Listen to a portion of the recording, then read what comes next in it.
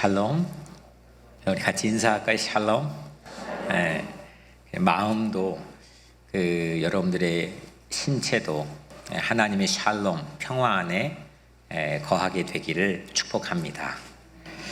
오늘 설교 제목이 Hidden Figures입니다. 숨겨진 인물들, 숨겨진 거물들, 이런 제목인데 본래 이 제목은 영화 제목이기도 합니다. 2016년도에 흥행했던 미국에서 만들어졌던 영화인데 아카데미상 작품상 후보에도 오르고 여러 가지 작품성이나 여러 가지로 주목을 받았던 영화입니다. 이 영화는 실화를 바탕으로 만들어진 영화인데요. 1962년도에 미국의 나사 우주항공국에서 실제 일어났던 일입니다. 거기에 보면 3명의 흑인 여성이 나오는데 이 흑인 여성 삼총사가 우주 나사국에서 별로 사람 취급받지 못하고 자기의 천재적인 수학 능력자였거든요. 네. 이 실제 인물이 그 능력을 발휘하는데 엄청난 장애들과 방해들이 이제 영화에서 보여집니다. 네, 그런데 당시 소련과 이 우주 경쟁을 하죠. 한창 그때인데 그때 가장 결정적으로 역할을 했던 사람이 이 3명이라고 합니다. 지금도 제가 한번 나사 항공국에 갔는데 지금도 이 사람을 이제 기리는 비도 있고 그렇습니다. 영화가 다 기억나지는 않지만 이 삼총사가 보여줬던 메시지는 상당히 강렬했습니다. 이런 겁니다. 천재성에는 인종이 없고, 인종이 구분이 천재성에는 없고, 강인함에는 남녀의 구분이 없고, 그리고 용기에는 한계가 없다. 이런 메시지를 이 영화가 전해줍니다. 흑인이 차별받던 시절, 그 시절에 미국의 최첨단 지성 집단, 미국이 가장 똑똑하다고 생각된 사람들이 모여있는 그 지성 집단의 흑인 여성 삼총사가 보여줬던 천재성, 강인함, 용기, 이건 상당히 많은 사람들에게 또 저에게도 감동을 깊이 전해줬습니다. 그래서 이 사람 삼총사를 Hidden Figures, 숨겨진 인물들, 이렇게 제목을 붙여서 영화가 제작이 되었습니다. 하지만 이 영화는 개인의 역량에 주목하고 있습니다. 그러니까 시대는 받쳐주지 못하고 그 개인적 역량을 알아보고 키워줄 만한 그런 눈도 시대는 전혀 없는 상태였지만 여튼 이 3명이 보여준 그 불굴의 의지와 투혼은 정말 보는 이로 하여금 통쾌하는 마음들을 갖게 합니다. 그 영화의 한 장면에 인상 깊었던 거는 그 천재적인 수학자였던 그 여성이 막 긴급하게 그 숫자 하나하나가 매우 중요한 때인데 화장실이 당시에는 이게 구분되어 있었잖아요. 조태현 장로님이 1963년도에 미국 오셨는데 화장실이 구분되어 있었나요? 네, 흑인 여성이고 흑인 여성. 그러니까 따로 이제 구분되어 있어서 멀리 자기 사무실에서 멀리 다른 빌딩까지 막 계속 뛰어갑니다. 하루에도 몇 번씩. 그러니까 일을 중요하게 해야 되는데 뛰어가가지고 화장실 일 보고 또 오고 또 오고 그런 그 한계들, 그런 제약들이 얼마나 억울했겠습니까? 이런 걸 극복하고 저항하는 불굴의 의지. 이건 개인의 역량이죠. 칭찬받아 마땅합니다. 사람들의 감동을 줍니다. 하지만 지금의 눈으로 2020년 우리들의 눈으로 1962년도를 보면 미국 사회는 비상식적입니다. 비정상입니다. 사람을 키우는 공동체가 아닌 거죠.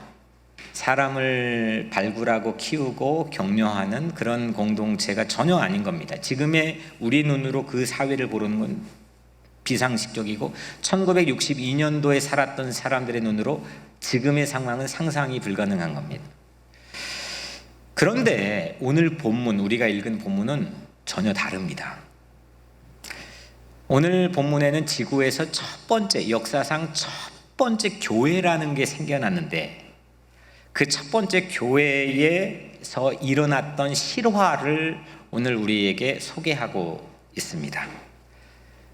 그게 이제 그때 당시 간판을 뭐 그렇게 붙였던 것도 아니고 자기들끼리 그렇게 부르고 시작한 것도 물론 아니겠지만 후대 우리들이 그렇게 불렀던 교회 이름은 예루살렘 교회입니다. 이게 역사상 처음 사도행전 2장에 생겨난 교회죠.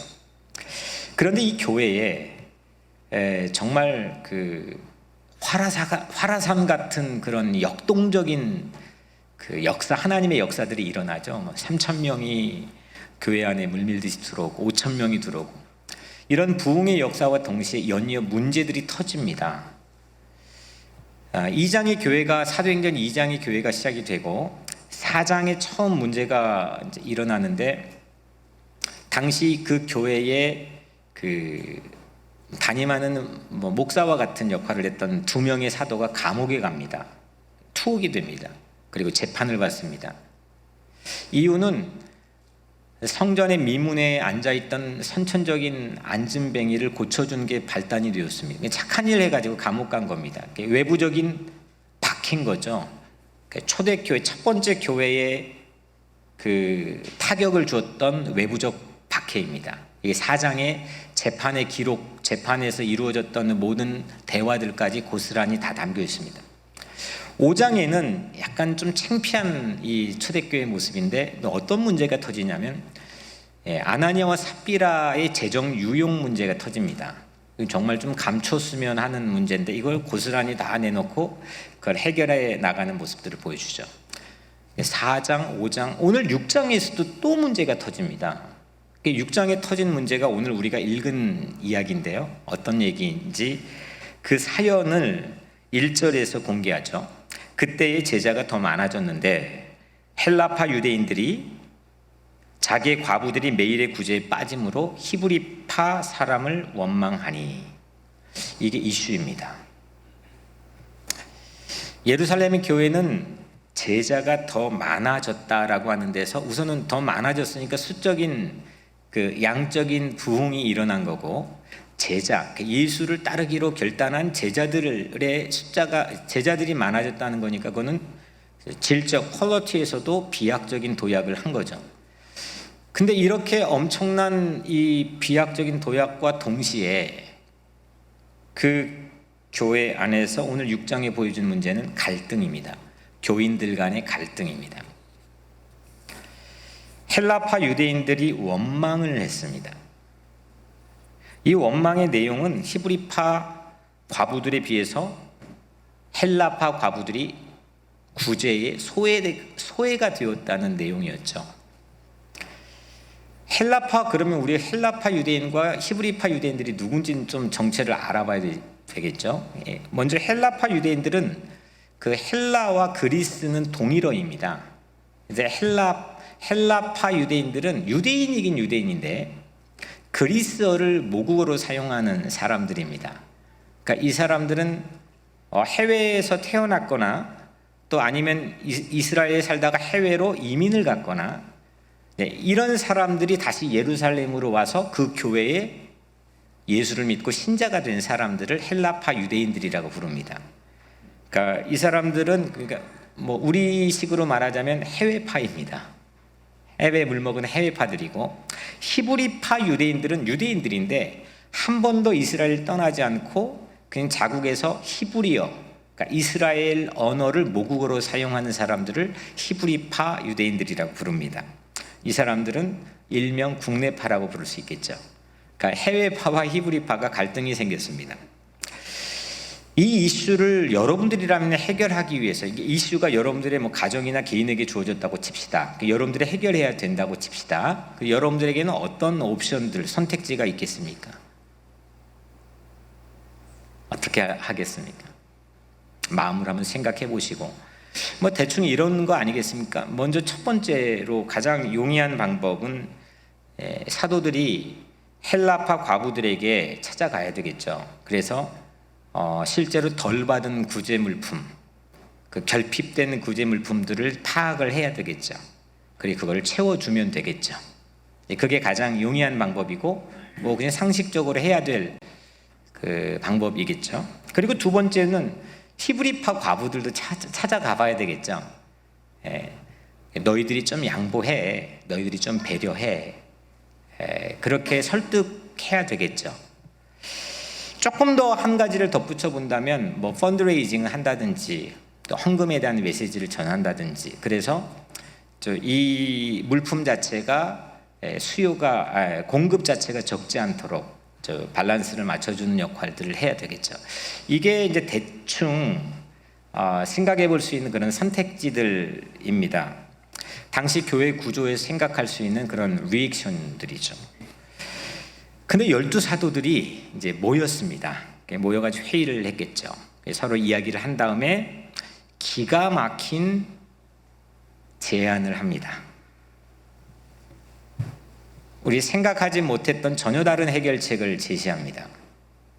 그 해결책이 뿌리가 되어서 교회는 오늘날까지 2000년 동안 교회는 세상을 향해서 어떤 방식으로 서 있어야 되는지, 어떤 방식으로 다가가야 되는지, 그 방법론과 이런 것들을 오늘 사도들이 제안한 그 짧은 그 방법 안에서 모두 다 이어져 오고 있습니다.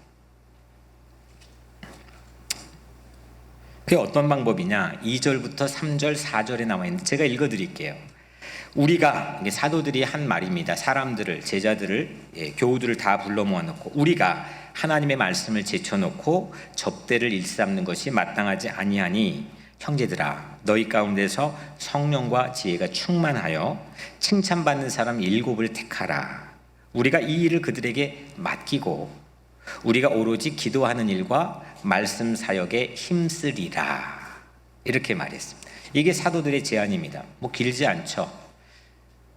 지금은 우리가 이게 익숙하지만 당시 아까 제가 말했던 두 가지, 세 가지 보통 그런 방식으로 국가나 아니면 뭐 교회나 어떤 조직에서 선택해서 대응을 하는 게 거의 가장 최대치일 텐데, 이렇게 교회 공동체가 위기를 맞고 사도들이 위기를 맞는 상황에서 그들이 모여서 회합을 하고 결정한 제안은 이겁니다.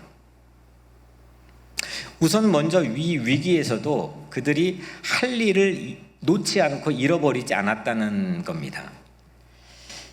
그러니까 이렇게 이런 일들 당하면 이렇게 하는 일에 힘이 빠지죠. 놓아버릴 수 있는 그런 텀도 생기고 슬럼프가 찾아오기도 하고요. 그런데 이 사도들은 해야 할 일을 아예 도드라지게 더 만들어 버립니다. 기도와 말씀이 그들이 해야 될 일이라고 자기들이 밝히고 있죠. 기도와 말씀 전하는 일을 우리는 주목하고 집중도를 발휘하려고 하는데, 그래서 이 문제 이슈가 발생된 거를 역할 분담을 할 7명을 선출합시다 라고 제안을 합니다. 이로 인해서 역사상 처음으로 교회의 최초의 선출직이 세워집니다.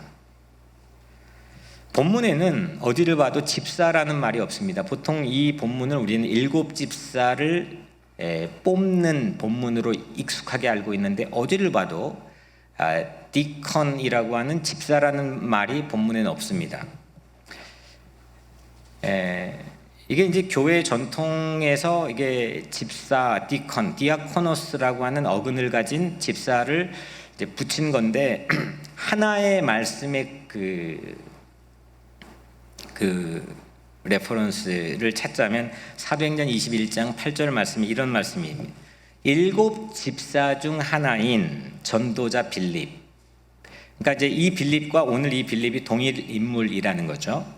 그래서 그 근거로 우리는 이제 오늘 선출되는 7명을 7 집사라고 부릅니다. 오늘 우리가 공동회에서 선출하는 2명의 장로 또 후보가 올라와 있고 5명의 안수 집사가 올라와 있는데, 그 안수 집사의 근원이 되는 본문이 오늘 본문으로 교회는 알고 있습니다. 어떤 그 과정을 통해서 선출을 했느냐, 누구를 선출했느냐. 이제 오늘 5절 6절에 또 우리에게 보여주고 있죠. 온 무리가 이 말을 기뻐하여, 온 회중이 사도들의 제안을 기뻐했습니다. 그리고 믿음과 성령이 충만한 사람 스데반과 또 빌립과 브로고로와 니가노르와 디몬과 바메나와 유대교에 입교했던 안디옥 사람 니골라를 택하여 사도들 앞에 세우니 사도들이 기도하고 그들에게 안수하니라. 대충 세 가지 정도의 구분이 생기죠. 먼저 사도들이 딱 하고 제안하니까 첫 번째로 사람들이 기뻐했습니다. 그리고 찬성했습니다. 그 다음에 뽑았습니다. 7명을 뽑았습니다. 그리고 사도들이 그들에게 기도하고 우리로 치면 임직식, 안수식을 했습니다. 그래서 이게 7명의 교회의 최초의 선출직이 세워졌습니다. 공동체의 쾌거입니다. 그 중에 스데반은 이 기독교 역사상 최초의 순교자가 됩니다. 크리스찬들은 이렇게 살고 싶다라는 로망을 스데반이 처음으로 보여준 거죠. 제가 이제 한 주일 동안 이 스데반을 비롯해서 7명을 이잡듯이 찾아보고 연구하고 조사를 하고 했습니다. 상당히 많은 분량이었습니다. 근데 오늘은 이 한 사람씩 이 7명을 탐구하는 것도 물론 의미가 있는 일이겠지만 오늘 본문의 의도도 그렇고 하나님께서 오늘 우리 메시지를 인도하시는 방향도 그거보다는 하나님께서 오늘 히든 피겨스 이 인물들을 세우는 이 교회 공동체의 실력을 주목하게 합니다. 그러니까 이 7명을 주목하기보다는 이 7명을 선택하고 선출하고 세우는 공동체를 오늘 이 본문은 사실은 주목하고 있습니다. 근데 제가 놀라운 게 이 선출된 7명의 모습들을 보니까 한 명도 빠짐없이 예외 없이 헬라식 이름이라는 겁니다. 헬라식 이름. 이게 뭘 의미하느냐? 그러니까 해외에서 살던 이민자 출신들, 그러니까 해외파들이죠. 그리고 특별히 이 마지막 소개된 유대교에 입교했던 안디옥 사람 니골라, 이 사람은 안디옥 출신, 그러니까 외국인입니다. 저만 놀라운가요? 아니 초대교회에서, 이게 예루살렘 교회에서 첫 번째 선출직을 뽑는데 전부 다 헬라식 이름을 가진 헬라파 유대인들 그리고 외국인까지 포함해가지고 선출을 했다는 겁니다. 우리가 그렇게 할 수 있을까요? 정말 쉽지 않는 일입니다. 당시 예루살렘 교회는 히브리파 유대인이 절대 다수입니다. 그래서인지는 몰라도 히브리파 과부들이 우대받고 헬라파 과부들이 소외가 되어서 지금 원망이 발생한 겁니다. 헬라파 유대인들은 초대교회에서 소수였습니다. 그리고 히브리파 과부들이 절대 다수입니다. 그런데 그 첫 번째, 이 역사상 첫 번째 교회 공동체는 이 7명의 집사를 헬라파 젊은이들, 심지어는 외국인까지 포함한 젊은이들 전부 다 뽑았습니다. 그러니까 이 절대다수, 교회 이 공동체 안에 절대다수가 절대소수에게 스스로 자진해가지고 몰표를 몰아준 겁니다. 이런 일이 일어날 수 있나? 3대 4도 아닙니다. 2대 5도 아닙니다. 그냥 빵대 7입니다. 유대교라고 하는 이게 유대인들이 가지고 있는 이제 종교가 하나님 믿었던 유대교죠. 이 유대교는요, 수 없는 외세 침략 속에 노출되어 있었습니다. 그래서 그들은 자기를 지키기 위해서는 국수적이고 배타적일 수밖에 없습니다. 우리나라는 민족주의가 조금 그거 흡사하죠. 늘 이 삼면이 바다 있는 반도 국가에서 외세의 침략을 끊임없이 받았는데 우리가 뭉쳐야 산다는 거죠. 그러니까 이런 독특한 민족성을 우리보다 훨씬 강하게 갖고 있는 세계 거의 유일 민족, 그게 유대인들입니다. 그게 이제 뭐 잘못 표출되는 역사의 순간들도 뭐 있지만, 여튼 온갖 시련에서 자기의 국토를 떠나지 않고 지켜냈던 국내파의 자긍심이 이만저만한 게 아닙니다. 유대인보다 이런 자긍심이, 이런 내셔널리즘이 높은 민족이 또 찾기가 어려울 정도입니다. 그런데 국내파에 비해 해외파가 소외되고 있다는 그 원성 앞에, 이슈 앞에서 국내파는 해외파를 0대7로 밀어줍니다.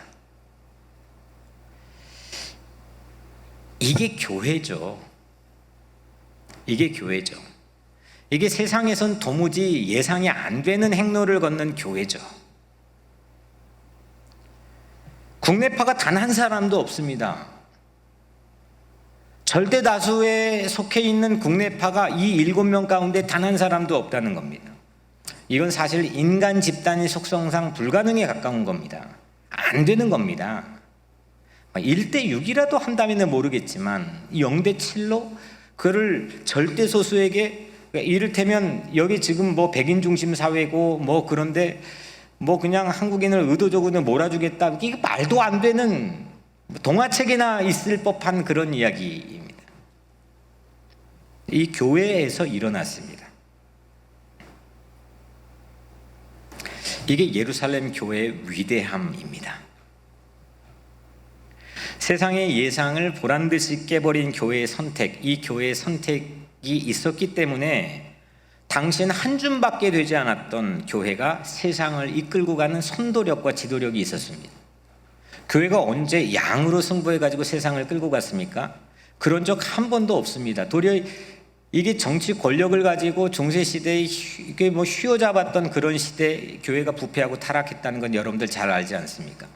교회는 세상을 보란듯이 끌고 갈 수 있는 파워와 능력이 있던 시대는 교회가 뭐 국회의원이 되고 대통령도 되고, 또 교회가 뭐 그런 인프라를 가지고 세상을 확 하고, 그런 시대가 아니었습니다.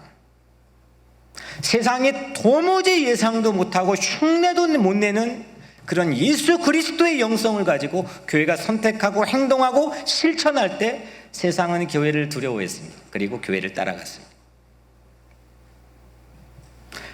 오늘 우리 교회 공동의회에서 장로 안수 집사 7 후보를 올려놓고 선택합니다.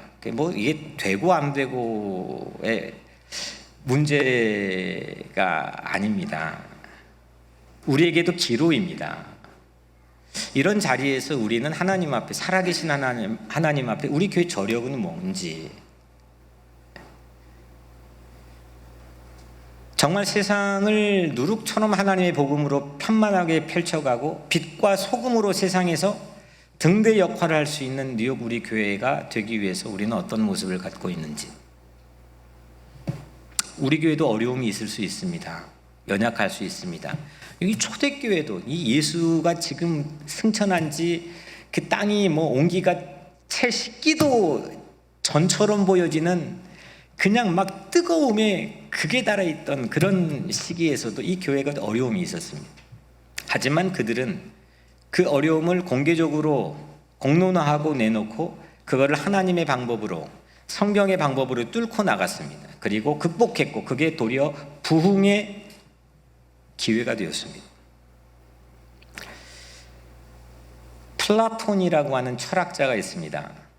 소크라테스, 아리스토텔레스, 플라톤, 이 사람들이 주전 5세기, 4세기, 3세기 어때 또 이렇게 다 뭉쳐가지고 그 시대에, 그 이후에 그보다 더 탁월하게 영향을 미친 철학자가 세상에 없죠. 근데 그 중에 플라톤이 도시국가였던 그리스 아테네에 민주주의 기틀을 놓는 역할을 하는데, 그 지금까지도 미국 민주주의의 기틀을 놓는 그 결정적인 질문 하나를 플라톤이 합니다. 그게 뭐냐? 콜로세움이라는 원형 경기장 있잖아요. 스포츠가 그 되는 원형 경기장.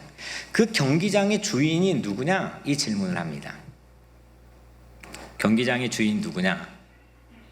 그 경기장에는 선수가 있고 심판이 있고 관중이 있다. 그 경기장에서 참된 진짜 주인이 누구냐? 이 질문을 합니다. 이 질문이 민주주의 기틀의 초석이 됩니다. 플라톤은 그 경기장의 주인을 관중이라고 합니다. 관중이 지켜보지 않으면 심판은 제 멋대로 경기를 운영하게 되고, 관중이 만약에 없다면 선수는 자기 개발에 힘쓰지도 않고 최선을 다하는 허슬 플레이를 보여주지도 않고 박진감 넘치는 그런 경기에 임하지도 않을 것이기 때문이다. 이렇게 얘기합니다. 이런 맥락에서 플라톤은 국가는 왕이나 지배자가 주인이 아니다. 국가는 시민이 곧 주인이다. 이렇게 얘기합니다. 이것이 바로 도시국가인 그리스 아테네에서 세워졌던 민주주의의 기틀이 됩니다. 선출, 오늘 제가 우리 교회에서 이제 장로님, 만수 집사님 선출될 때마다 일정 기간 동안 교육을 하는데, 그때 우리 교단에서 출판한 헌법 포함된 책을 가지고 이제 제가 교육을 합니다. 그 책에서 그 키에르케고르라고 하는 철학자가 목사님 아들인데, 이 사람이 인용한 글을 제가 잠깐 소개하려고 합니다. 제가 항상 언제나 고시 출제 문제로 매번 냈던 이야기이기도 합니다. 제가 인용을 하겠습니다. 키에르케고르의 말대로 하나님이 대사를 읽어주고 목사는 무대에 연기하고 교인들은 관중석에서 구경하는 교회의 병적 구조가 변해야 한다. 무대 위에 교인들이 연기하고 목사는 대사를 읽어주고 하나님께서 관람석에서 기뻐할 참된 성서적 교회로 돌아가야 한다. 교회의 주인은 누구입니까? 하나님이십니다. 그 경기장의 주인은 누구냐? 관람석에 있어야 될, 모든 영광과 기쁨을 받으셔야 될 하나님이십니다. 근데 성도들이 있고 목사 혼자 막 쇼를 하고 배우가 되고, 하나님은 마치 그 대사를 뒤에서 안 보이는 데서 읽어주는 역할만 하면 된다고 하는 구조 자체가 오늘날 교회의 주소 자화상이지 않을까 싶습니다. 교회 회중은 깨어나야 됩니다. 그리고 무대에 서야 됩니다. 이건 지식을 많이 알자는 게 아닙니다. 언제 지식만이 알아가지고 교회 배우 역할을 수많은 사도들과 제자들이 했습니까? 그게 아닙니다. 원망만 하는 프라브럼 메이커들이 이 안에도 있었습니다. 교회 안에도 있었습니다. 원망만 끊임없이 하는 프라브럼 메이커에서 문제를 과감하게 해결할 수 있는 히든 피규어스, 숨겨진 인물들, 그 인물들을 세울 수 있는 교회의 저력이 오늘 본문에서 우리에게 보여주고 있는 첫 번째 교회의 모습입니다. 소수 해외파를 0대7로 밀어준다. 그리고 세워주고, 이런 첫 번째 교회의 모습이 전 뉴욕 우리 교회 안에서 재현되었으면 좋겠습니다. 그 어떻게 이게 가능했느냐? 그들이 뭐 특별한 비결이 있었느냐? 당시에 이 디컨, 우선 뭐 후대의 디컨이라고 부르니까 이 디컨, 집사가 서열직이 아니었기 때문입니다. 이건 봉사직이었습니다. 디컨이라고 하는 말은 디아코노스에서 온 말인데, 디아코노스는 봉사가 먼저 1번 뜻이고 두 번째가 2번 뜻으로 선교입니다. 그러니까 다시 말하면 집사는 어떤 사람이냐면 봉사하는 사람입니다. 좀 그 말의 어원을 따져보자면 그 주방에서 어머니들이 음식을 준비해가지고 쫙 이렇게 내놓잖아요. 그거를 디컨이라고 합니다. 그런 사람을 디컨이라고 합니다. 디아코노스가 바로 그런 겁니다. 봉사하는 겁니다. 누군가를 맛있고 즐겁고 기쁘게 대접하는 것, 접대하는 것, 이게 디컨입니다. 대부분 요즘에 한국 교회 안에서, 한국에 있는 교회든 뭐 잘 모르겠지만 제가 알고 있는 범위 내에서 교회의 관례는 장로와 안수 집사가 되면 의무적으로 조금 좀 더 쓰면 좀 약간 그 반강제적으로 헌금을 합니다. 제가 최근에 한국의 대형 교회에 실제 그 페이퍼 안에서 본 문구, 맨 밑에 써 있는 본 문구인데 좀 창피하긴 하지만 이런 문구가 있습니다. 헌금할 돈이 없으면, 그러니까 이제 장로가 됐으면 얼마를 약정하고 또 안수집사가 되면 얼마를 약정하고, 근데 만약에 헌금할 돈이 없으면 대출 받는 방법까지 거기에 기입이 되어 있습니다. 그러니까 교회에 어떻게 융통해서 은행에 어떻게 대출 받아서 헌금하면 됩니다라는 친절한 안내문까지 있습니다.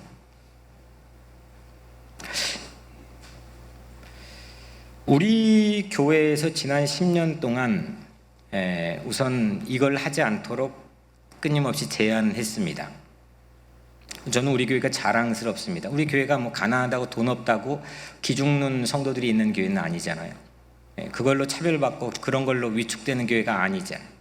우리 교회가 들어오면 다 따뜻하다, 뭐 하여튼 이렇게 성도들이 다 따뜻한가 이렇게 말하는 건 저는 개인 내면적으로 진단은 이게 가장 중요한 역할을 하고 있다고 생각을 합니다. 교회가 위화감 없이 누구나 훈훈한 마음으로 지낼 수 있는 중요한 동인이 되는 겁니다. 그런데도 이제 우리 이제 임직자들은 고맙고 감사하고, 그래서 이제 뒤에서 따로 뭐 이제 이렇게 모아가지고 또 하나님께 헌금을 하고 또 하나님께 헌물을 또 우리 교회 안에서도 해왔던 걸로 알고 있습니다. 임직자들끼리 하나님께 감사의 표시로 뒤에서 준비하는 것도 뭐 굳이 말릴 수는 없겠지만 이번에는 그것조차도 말리려고 합니다. 뭐 그런 얘기까지 들렸습니다. 우리 여명을 짓는데 오히려 작년에 이제 장로 안수집사를 뽑았으면 훨씬 더 이게 헌금할 수 있는 사람들도 많고 이게 효율적이지 않겠느냐. 아니 그것 때문에 여명을 짓는다면 차라리 짓지 않는 게 훨씬 낫다 저는 생각합니다. 그 정도의 백분한 자신감이 없이 여명을 짓는다. 그러니까 오늘 특별히 이 어려운 때에 그 여명을 우리가 세워놓은 약정 20만 불이 오늘 채워져서 여러분들에게 리포트가 된 날입니다. 다들 가난하고 어려운 사람들이 태반입니다. 어떻게 됐을까?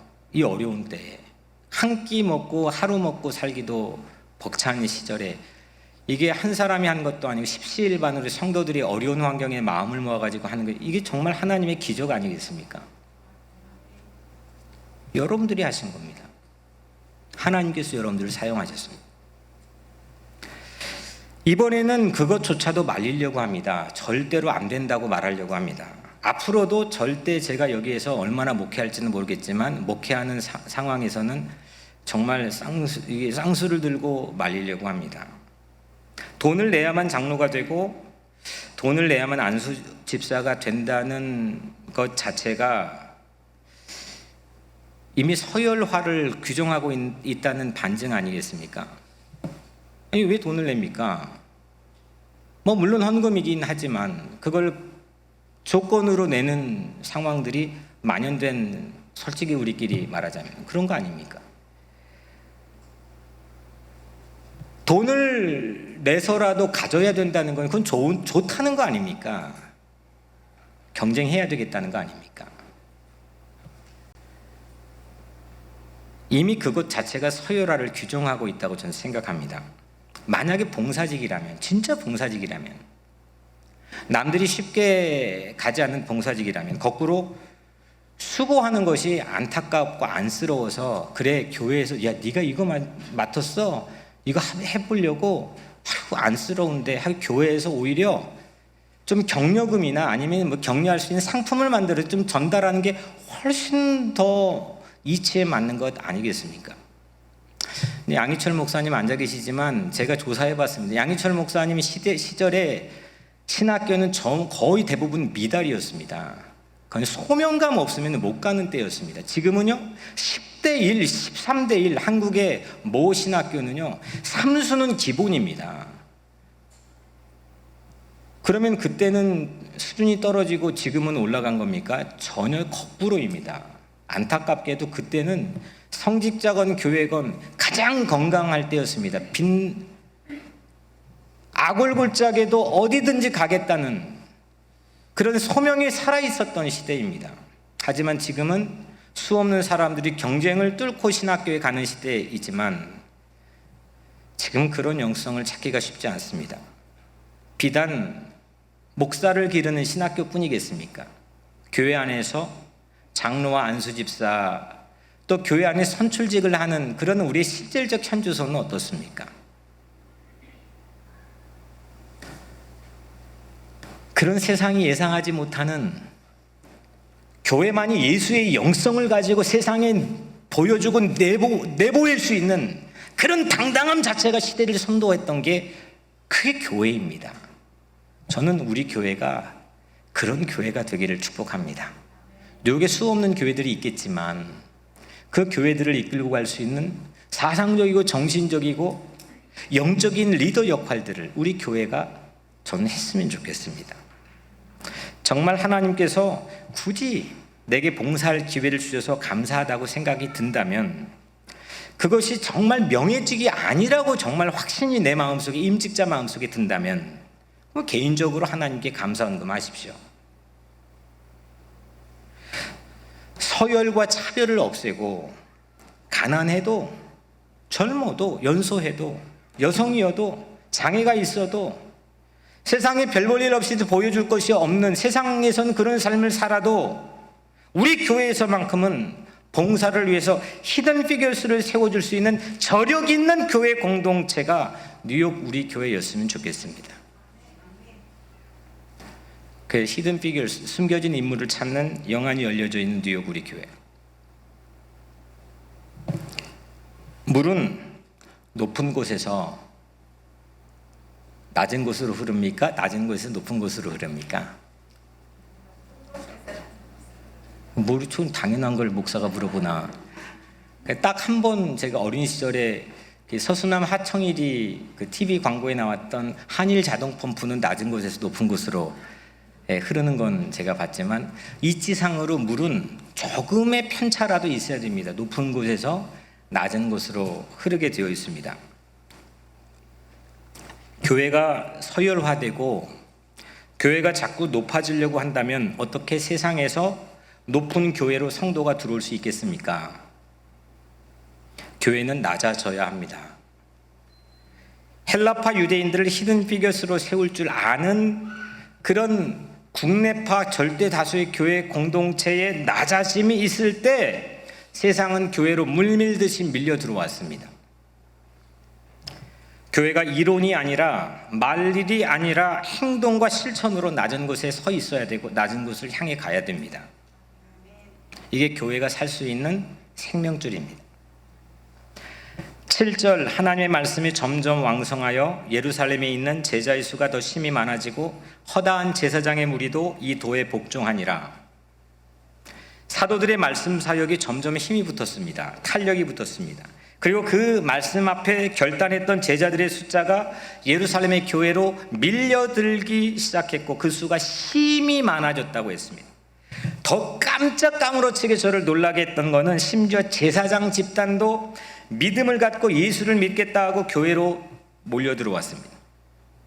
교회에 균열이 일어날 법했던 그런 명백한 위기가 부흥의 기회로 전환이 되었습니다.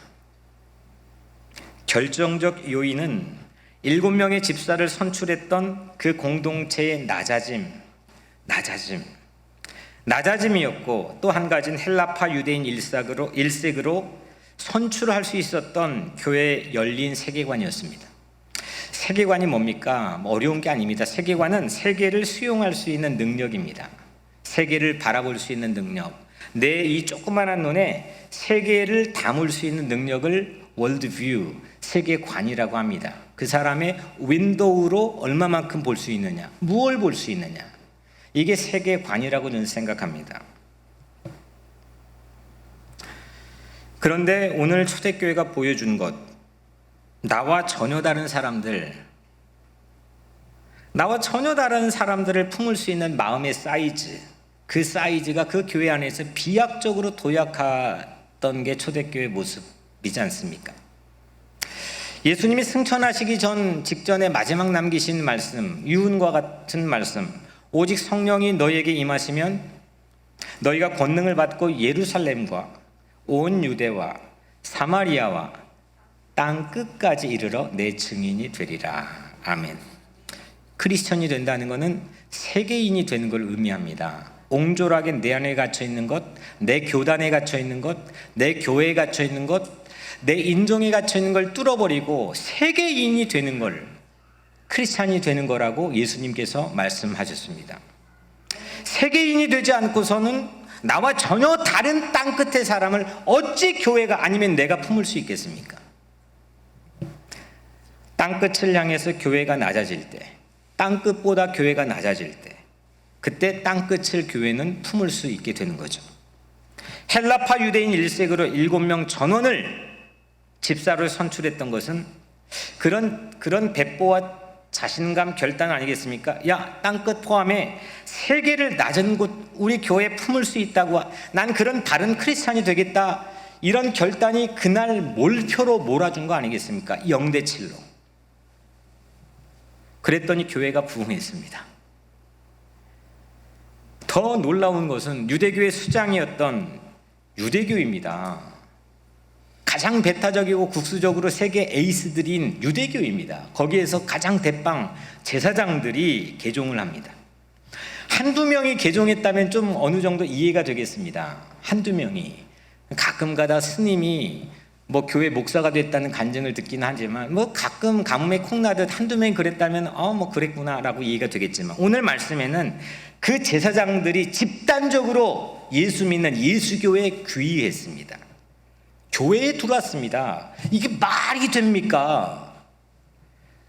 당시에 조사를 해보니까 이스라엘에는 무려 8,000명의 제사장들이 있었습니다. 8,000명입니다. 이들은 교회의 히브리파, 지금 이 예루살렘 교회 히브리파 유대인들과는 견원지간입니다. 원수지간입니다. 하지만 헬라파 집사를 그 교회는 전면에 내세우면서부터 제사장의 집단이 교회에 들어오기 시작했다니까요.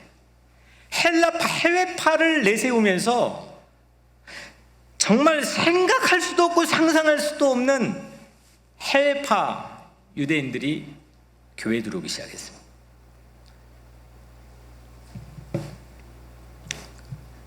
오늘 6장이죠. 7, 8, 9 세 계단만 넘어가서 9장에서는 어떤 일이 일어납니까? 헬라파 유대인의 가장 거두였던 바울이 교회로 들어오는 일이 일어나지 않습니까? 아니, 오늘 6장에서 이 집사 중에 한 명이 스데반을 돌로 던져 처형하는 그 자리에서 함께 동조했던 공범자, 그 해외파의 거두였던 바울이 교회로 들어온다니까요. 이런 놀라운 사건을 통해 교회는 일순간에 세계에 번지기 시작했습니다.